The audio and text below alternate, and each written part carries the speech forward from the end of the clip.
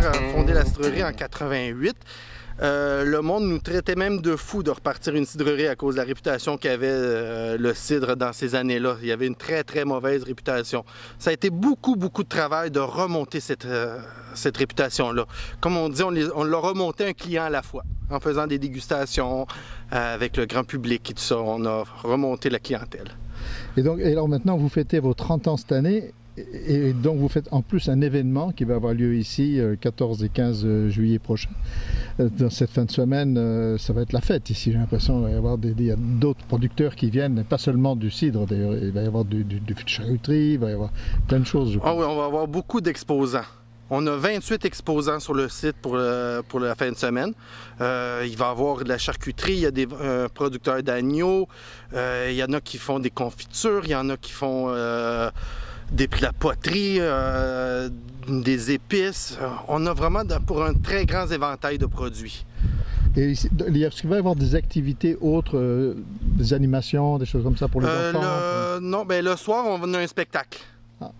On a Salomé Leclerc qui va être là en spectacle le soir. Ça, c'est le samedi, je suppose? Oui, le samedi soir. Samedi soir, OK. Puis c'est entrée libre? Oui, c'est entrée libre. On ne charge aucun frais d'entrée pour les personnes qui viennent visiter. Puis les gens peuvent se promener à travers le verger? Oui, ils peuvent se promener à travers le verger, visiter la cidrerie, déguster les produits, faire un tour à travers les exposants. Donc, ça fait vraiment une très belle journée bien occupée pour le monde qui vient à la cidrerie. Est-ce qu'il y a des gens qui pourront amener leur pique-nique même, éventuellement? Oui, le monde peut amener leur pique-nique, mais on va avoir aussi un chef cuisinier qui va préparer des bouchées, qui va préparer aussi des petits repas pour le monde qui ne veulent pas nécessairement s'emmener un lunch. Puis ils peuvent manger sur place. Et puis, bien sûr, boire du cidre. Oui, naturellement. Je vous remercie. C'est quoi cette presse? Énorme presse, c'est une presse pour faire du jus de pomme, pour faire du cidre dans le fond, ça?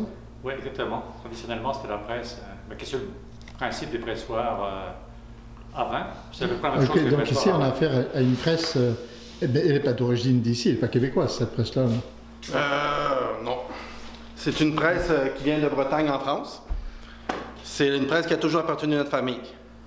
C'est on se l'est fait léguer, ça se lègue de génération en génération dans notre famille. En tordant un bras à l'ancêtre ou... Oh non, pas vraiment. Ça fait léguer...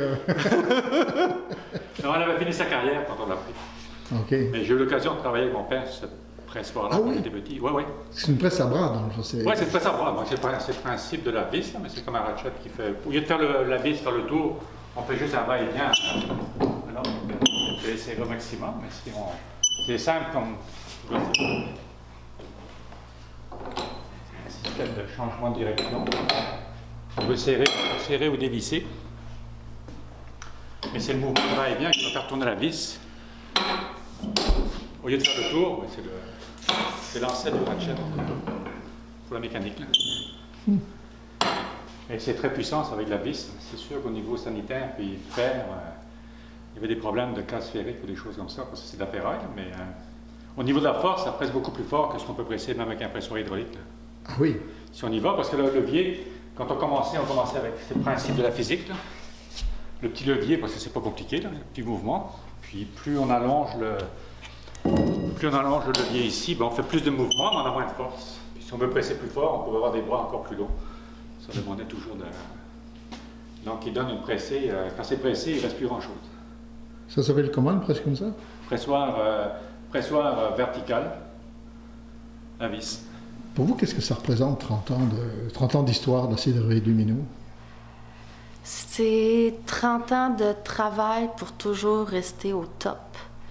Donc, faut pas s'asseoir sur ses lauriers parce qu'on était en haut, mais c'est d'avoir tout le temps le souci du détail, le souci pour rester, puis que les gens aient toujours une bonne image de nous.